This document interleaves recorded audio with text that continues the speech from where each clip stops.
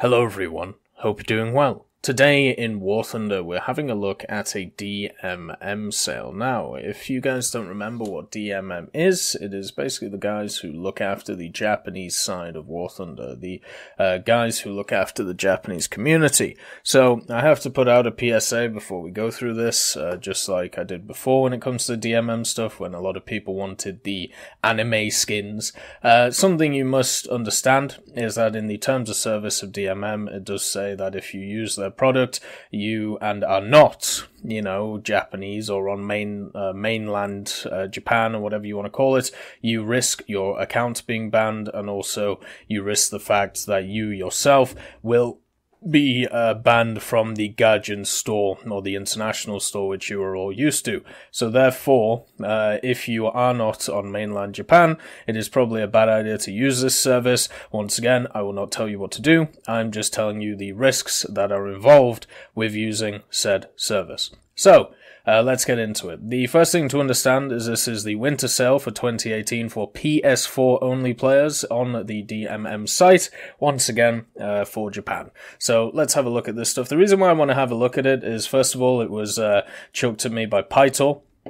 And Pytor is a member or a trusted occupant on the TEC hub, and generally he points me towards stuff that is interesting. On top of this, something that we can take from this sale is this may be something which is replicated tomorrow when the actual Gaijin sale starts, and I'll make sure to do a video outlining all the costs and everything like that on those packs. But the reason why we're looking at these now is just so we can get a kind of taster of what may be in store, and also for the people who are in Japan who are play PS4, which I know there's a significant number of you, basically down to my analytics. I just wanted to cover this for you. So let's get into it. Let's have a look at what is on offer. So the first thing to understand is this is from the 21st of December to the 4th of January, so you still have a long time to deal with it. There's 50% discount on 17 types or target packs. Understand that this has been translated using Google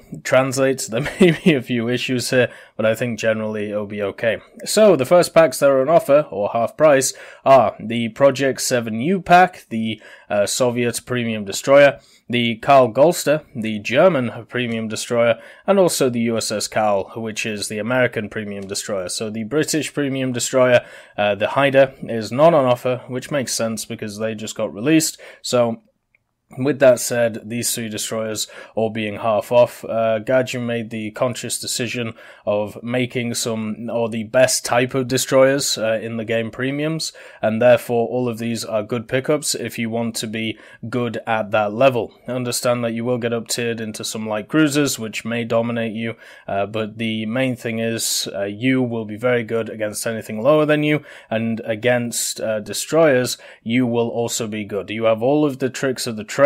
When it comes to destroyers, you have torpedoes, you have a lot of guns, you have also a lot of AA. A lot of the time, these premium versions are actually better than their counterparts in the tree, which I'm personally not happy with, but it is something to note. So overall, these are very, very good destroyers. So I will go into a bit more detail if they come out on the English side of things. But if you're looking to get into naval forces, and if you're looking for destroyer gameplay, these are something to pick up. If you want some recommendations on tech trees to go through, I personally had a lot of fun on the German tech tree. I've also had a lot of fun on the American one, but that was before they nerfed a few things such as the LCS, so I probably won't have as much fun now. The Soviets have a really fun rank 1 and rank 2, and now with the addition of more destroyers and also an extra light cruiser in the form of the Krim, they should also be on par with other nations. So if I was going to make a value judgment between all these three, I would say the Project 7U or the Carl Golster are the ones to go for, and then between those the Golster, just because the light cruisers for the Germans I believe are the best. So if you're grinding through the tree trying to get to top tier and light cruisers, that's the one you would go for. The next pack is the MB5. I actually have a review of the MB5 on the channel, and basically I say there is no reason to buy it because there isn't, unless you're a collector. And the reason for this is because the MB5, even though it's very interesting with its clipped wings, its 420mm Hispanos, its turboprop, it is just a worse version of what you get in the tree and also with the premiums around it. So the Martin Baker has actually been dropped in BR since I did that review, so it is a slightly nicer prospect. But why not just buy a Wyvern if you want to grind through the British tree, and if you want to be competitive as a fighter, you pick up one of the Griffin Spits, which are either available in the tree or as a premium. You can always talisman in tree machines to make them have the premium effect when it comes to research. So for me, when I look at the MB5, it is just too heavy. It doesn't feel nice to fly compared to the Spitfires, and it's great at diving, but actually getting up to the altitudes that it's useful at is not exactly the easiest thing to do. Has good firepower. I know a lot of people don't like the Hispanos. I'm personally okay with them. Yes, they spark sometimes, but the majority of the time they're okay. Yes, they're not as good as MG15120s, but they're still alright. And it has a decent amount of ammo to be able to deal with stuff. The main issue is getting to that combat altitude at the start of the battle, and once you get to that combat altitude, is the rest of your team dead, or are they, doing well, and have you had an effect on it? And generally the answer is no, you haven't had any effect, because of the fact that you haven't got to altitude yet. You haven't got to the energy state that you want to be while the battle has begun. So maybe if the meta gets a little bit slower, it may be worth it, but for me, right now, it isn't a good pickup, even at half price. The M26 Pershing Ariete, so this is the Italian tank. This is half price right now, and I'm sure it would also give you access to the Italian ground forces if you bought it. This is a straight copy of the M26 that you find in the American tree. I personally have had a lot of fun over the years with the M26, even though it is not the best tank. When it was first released, it was the only thing that would go up against stuff like the Tiger 2H, which was very prominent at the time, and it wasn't exactly great against it. It couldn't really pen it frontally, and a lot of the times, even with the AP, you got unlucky shooting where the gunner is, which is basically where you had to shoot 3 or 4 times in a row to kill anything. Nowadays, with a few other tanks added around it, obviously the Bulldog has always been there, but it's also got some buffs to its AP since last year when the French were out, so it's got a decent lineup you can build around it at 6.3. You've also got the Super Pershing you can throw in. So 6.3, you got the M26, you got the T26, and you've got the Bulldog. That's just standard tech tree machines. So you do have a good lineup for the Americans. For the Italians, though, what you have is an M26A1, M36B1, both at 6.7, so you'd be up-tiering yourself in this. And then you have some speedy cars, basically, with recoilless rifles and also a 90mm. For me, if you want to use this as a grinder to get through the Italian tree, I would say it's you don't need it, because a lot of the Italian tree so far for me has been really fun. The only issues that I've had is basically the tank destroyer line. I haven't found it fun at all, but everything else, when it comes to medium tanks, the light tanks, the tank destroyers that are on the left of the tree, they've been alright. But if you're trying to get past the tank destroyers, I can understand picking up the M26 Pershing. But for me, it's a good tank, it's just not meta, it's just not a top dog, because at 6.3 you get put into 6.7 a lot. 6.7 is dominated by heavies, T29, T34, now with the Gift T30, that's probably going to be around there, Tiger 2H, RU251 being the light option, the premium one, and then you got stuff like the Carnarvon, the Scent Mark 3, and then even other stuff such as the STA1, STA2, which are absolutely awful at their tier. So the main thing when I look at the M26 is it doesn't do well against the heavies that are around it, but it does well against the mediums that are around it. But the meta vehicles at 6.7 are generally heavies, so at least you don't get up-tiered into 7.7, but if you want to run it with other Italian vehicles, you're going to have to up-tier it to 7.7. I think personally it's not the best buy. I would actually say get the Leoncello instead, the P40. You'll have a lot more fun, and it'll get you through the grind of the tank destroyers, and then you can get into rank 4 and have fun with the little cars. The SO8000 Narval was one of the introductory planes that the French got when the French tree came out. I thought it was a great addition to the game.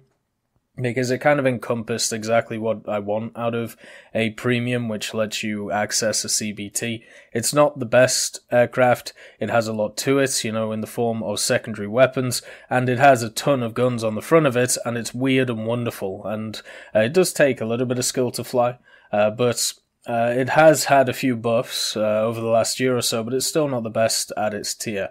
The fact that it gets an airspawn now gives it a hell of a lot of help compared to, what it had before. And I would say with the Narval, I wouldn't recommend picking it up because unless you really want to grind through the French tree and use it as a ground pounder, as a straight out fighter, it will not do well against the powerhouse of the Germans, which are around its BR.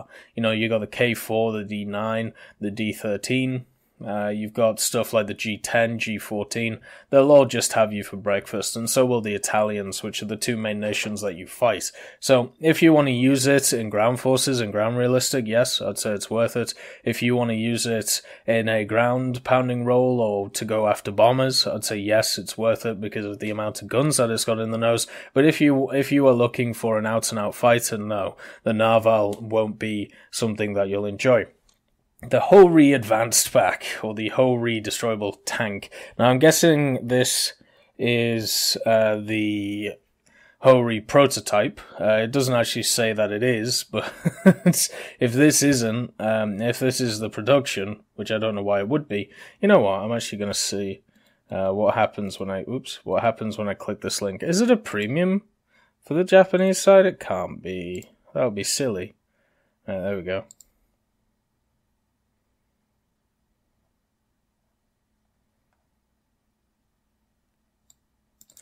For me, this just seemed, hopefully, right, we'll talk about it in terms of the prototype, because that picture is of the production, not the prototype. But anyway, so the Hori prototype is a fun tank. It's very quick, and its gun is very good. The only problem it has is its armor.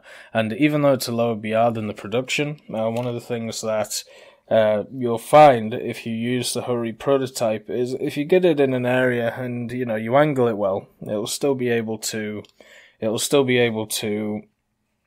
survive a few hits, which is great, but it's not going to be as effective as the Hori production. Another thing that is good about it is it does actually have a lineup you can use around it, which is nice, and also because it's a rank 4, you'll be able to research pretty much everything, from rank 1 to rank 5. Overall, it's the second best Japanese premium, the first being the Chinu 2, so I would say, it's fun to use. But you can't rely on it to stomp games like the Hori production. The Fiat G55S, this aircraft was added to the Italian tree as the starter premium, just like the Narval, and I would say it's infinitely better than the Narval. Has MG151s, has the ability to use a torpedo. Yes, the torpedo means you have to go incredibly slow and nearly fall out of the air, but at least you have that option. You don't have to take the torpedo. It's not as good in ground forces, but it is much better in aerialistic as a fighter. And I would say the G55S, if you are looking to grind through the Italian tree and not play the Italian tree, the G55S is a must buy. It isn't exactly meta, but it is close enough to be meta, and it also fits really well with the German planes at that BR, which are meta. Another thing to understand is the Italian tree is actually really nice to grind through. It has some really good fighters. The bombers are, average, but the fighters are great throughout the tree until rank 5, where they're also really good in the forms of the G91. Like the C202, C205s, G55 sort of Series 0, they're all really fun planes to play. Yes, they're all very similar to each other in playstyle, but I would still say, it's a worthwhile grind to go through. I would say, that if you haven't ground through the Italian tech tree when it comes to the air, you should, because it is a fun tech tree to grind through. If you're a fighter pilot. If you're a bomber pilot, maybe not so much. So if you're one of them, or if you want to just get to the jets, because obviously at some point we're going to get an Italian supersonic, and maybe you want to, play that maybe in the form of the G91Y or something like that, the double-barreled engine G91, then pick up the G55S. But if you if you just want to play War Thunder and grind, I would say the Italian fighters are really fun to do so. IS-6. Ah, yes. Hello, brother. The IS-6 pack is here. God damn it. So the IS-6 pack, the IS-6 caused a lot of controversy when it came out. The reason for this was because a lot of people deemed it to be overpowered. I thought it was generally... I thought it matched up against some nations really well and matched up against others really poorly. So against my British vehicles, it matched up pretty poorly when I was using them. When I was playing Germans, it kind of just walked through German teams. And against the Americans, it was, it depended on if it got outed or not and if they had heat FS. So the IS-6 now, it got an up BR. It also got a bug removed from removed from the turret where it had some excess armor in it when it wasn't supposed to, and so therefore it's not the beast that it used to be. Is it still a Soviet heavy with a ridiculous engine with a big gun? If used correctly, it can run around the battlefield bouncing shots, especially in a down tier, and smashing face? Yes, the IS-6 is still one of them, just like all the other Soviet heavies that we have. But with the introduction of other nations, such as France, such as lighter vehicles like the Ontos, the Type 60, all of this, the IS-6 has lost a little bit of power just because of the prevalence of heat FS and also HESH around the place. Is it still a very good vehicle? Yes, it still is a wonderful vehicle just to run around in, but you've got to understand that you can't be as forceful or aggressive as you used to be, because when you used to get the IS-6, you could just kind of walk around the map, and then if you get shot, well, you just turn your gun and shoot whatever shot you. It felt very much like the KV-1 or the Jumbo does today, where you feel a bit impenetrable, and then as long as you aim your gun for weak spots, you should be able to deal with whatever the enemy is coming at you. Nowadays, not so easy, but you can still do it at a really good rate. It's still a great pickup, still a wonderful machine to use. I would say, personally, it's a really, really fun and good machine. The next one is the A26C Invader. Now, I believe this is just for PlayStation. They actually have a specific A26C, which we can't get on the PC front.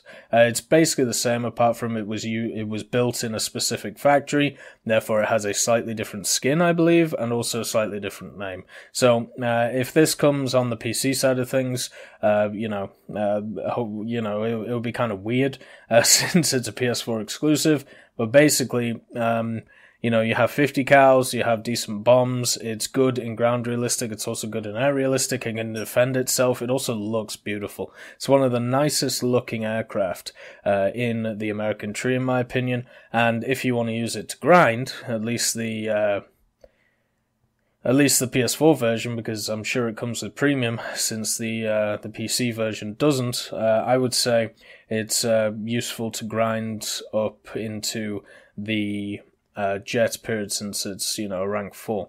The only issue that it has is the fact that it's kind of stuck between two roles. It's not really a fighter, it's not really an out-and-out bomber, and in air realistic, you're basically looking for either out-and-out fighters or out-and-out bombers. Its bomb load isn't the best for air realistic, but it's still good enough. The main thing I see is you need to use it to get in and get out, kind of like the Ju-288C and stuff like this.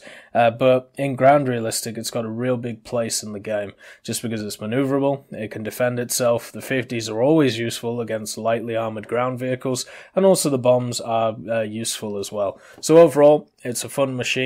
I would say for the price that it's at, since it's the cheapest one so far.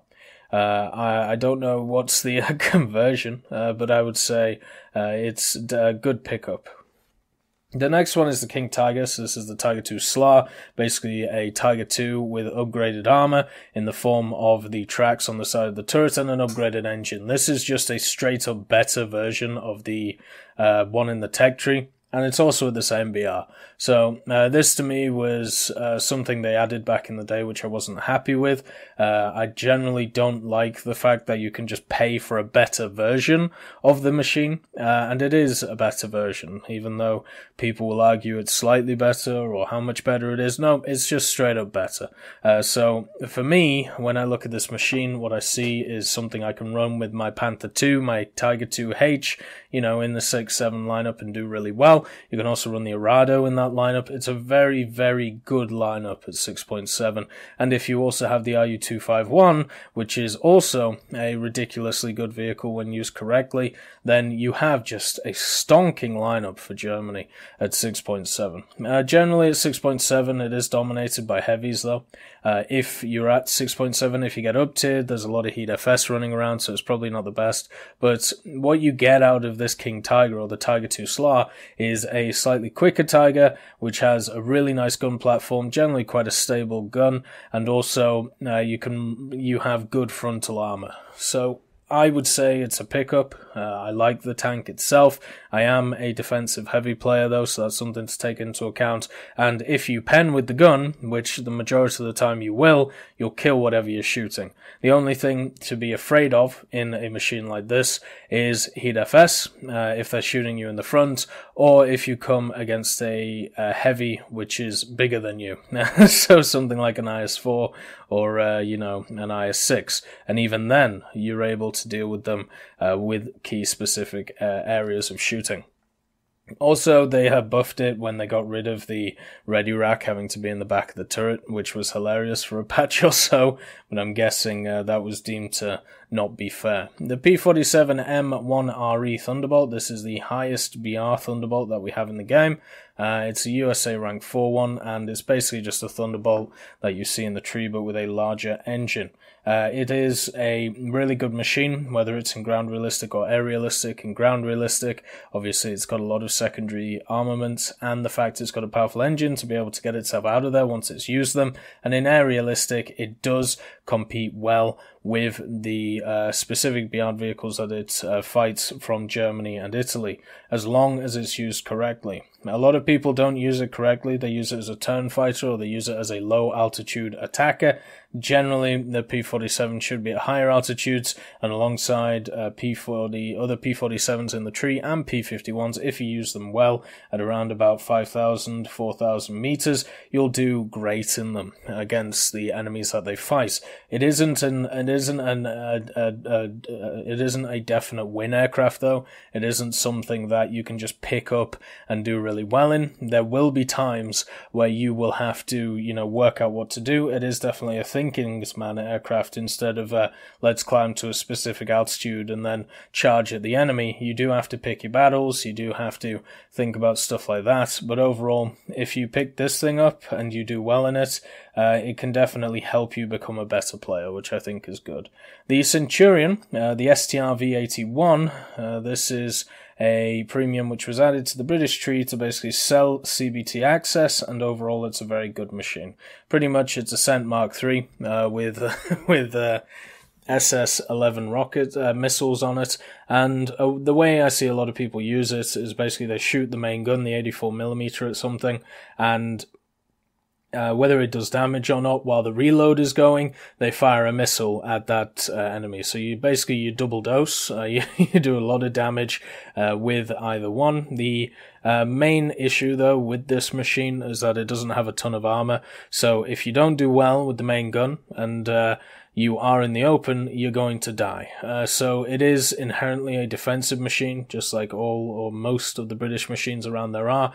It is a corner popper, since it does have the stabilizer and the Sabo and also the SS-11. It is a really fun machine to use. I would definitely recommend it, even if, you don't have any missile carriers or anything like that. It is something to learn, how to use. And with the STR V81, it gives you a good platform to be able to, learn how to use them because obviously, you have missiles. And it's one of the lower BR missile carriers that you can get. I think the other one is the AMX-13 SS-11. And the other thing is the 84mm at range is really good. A lot of people badmouth the Sabo, and I understand why. It's not the best. Sometimes it's incredibly annoying shooting a turret or something, and that turret's yellowing the crew, or oranging the crew, but you'll get used to it and you'll be able to go, past it. Also, the reload rate on the gun is pretty good, and it complements the lineup of the Cent Mark III in Carnarvon, and also the FE405, or whatever you want to throw in it, and you can even up-tier it well because the penetration of the gun is very good. I'd say it's a good buy. The T29 is the powerhouse of 6.7. When it was added into the game, it was borderline crazy, and it was the first time the Americans came to play at 6.7, and you felt like they could deal with the Germans. Before the T29 was added, you had the M26, you had the M46 at a higher BR, and then you also had the Bulldog, and that was pretty much your standard tech tree stuff. Then the T29 comes along in the form of a premium, and it's basically a Tiger II of the American tree. It only really has one weak spot in the front of it, which is its lower glacis. Everything else, you can still get penned through the turrets, but you can repair it pretty quickly, and you have so much crew in the turrets and everywhere else that, you'll replace what you lost. Generally, when it comes to this T29, it's a really, really good machine, and you can just, because it's a heavy, you can take the frontal battery, and on top of it, it has a really powerful engine in it as well. It does have a standard tech tree equivalent now in the form of the T34, which I'm very happy with, and overall, I would say it is a good pickup if you enjoy around 6.7 American, or you want to research, rank 5 and below. It is still a powerhouse. It is still very good. It does have, obviously, a few weaknesses, such as the reload, and such as the fact that it has that lower glacis that you have to hide, but if you make sure to do that, you should be okay. It does, once again, in the up tier against other heavies, it can struggle just because of its penetration, but it's generally okay. I think it fares much better than the Tiger II in the up tier because it's got a weak spot which is much easier to hide in the form of the low glacis. The Dora Advanced Pack, so you get the Focke-Wulf 190 D13. They lowered the Doras this year, which makes me very sad because now they can seal club once they get down BR'd, and a lot of the Doras get into the 4-7 matches and just clean up whatever they see. So the Focke-Wulf 190 D13, the main difference between this and the ones in the tech tree are the guns on it. It has slightly different guns which are very, very powerful, and overall D13 is a good pickup. At 50% off, I would still say it isn't as superior as other machines right now, such as the JU288, which just got added. That thing is just a grinding master. But if you're looking for a fighter, which is going to be able to deal with the high altitude threats that come along with the Americans, such as the P47M, the P51, or the P47, the Dora is good. A lot of people prefer the BF109K just because it's better than mid-altitude, and also you can get to combat altitude quicker than the Dora, but I think the Dora is still a good shout. My favorite plane in the German tree is the Focke-Wulf 190 D9, and the D13 is just that, but with slightly better guns. They're both very good. They're both fun to fly. They both have really good roll rates, decent climb rates. The only issue is in a dive, sometimes they tend to lock up, but I feel like that issue has been, not really fixed, but it's just got better over time. The P51 D20, the Mustang Advanced Pack, this is basically the counter to the Dora. It's around 4.7, and it's just the same Mustang that you find in the tree, really. It's got a powerful engine. It struggles to get fully up to altitude that it needs to fight, but once it's up there, it does really well. And for me, it isn't the best pickup, just because the meta doesn't really fit this style of vehicle, which takes that little bit longer to get to altitude. But it is useful in ground realistic because it gets a lot of secondary armaments. In air realistic, it's also a good grinder for the tree. If you want to get up to the supersonic stuff, since it's a rank 4, you can research rank 5 and below very efficiently. I think there are better options out there, such as the P47M though. So if you if you like the P51s, pick this up. If you understand the playstyle and the issues that it has with the meta, and you can counteract that, pick it up. Obviously, the way you counteract it is through squadding and stuff like that. Overall, it's a good machine, but it's just not as good as the things it comes up against at the altitudes that people generally fight.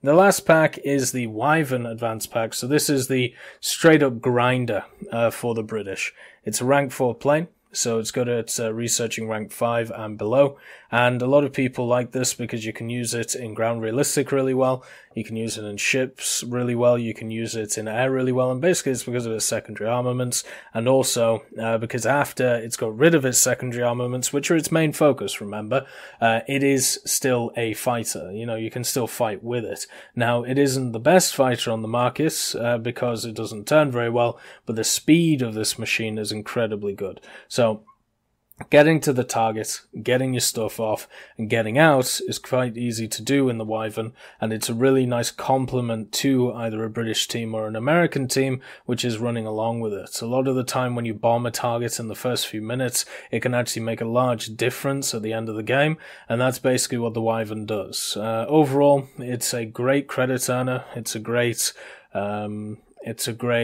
research earner. A lot of people play it in a very easy way. A lot of the time you can just turn off your brain and just play it, basically take bombs, go bomb something, and then the first person who tries to attack you, you just head on them, and if you kill them, well, you head on the next guy, and if you don't kill them and you die, well, you go into the next battle, right? You just keep doing that over and over again, or you do the bombs, and then you try and get back to base, and just do it like that. So, yeah, the Wyvern's easy to use. It's good in all game modes, and hopefully next year with the push for World War Mode and Enduring Confrontation, it will find a better place in the game. Overall, it's a solid pickup though. So, that was for the Japanese PS4 users, and it may be a sign to come in the next few days when it comes to these packs. I hope you all have a wonderful day, and I'll see you next time.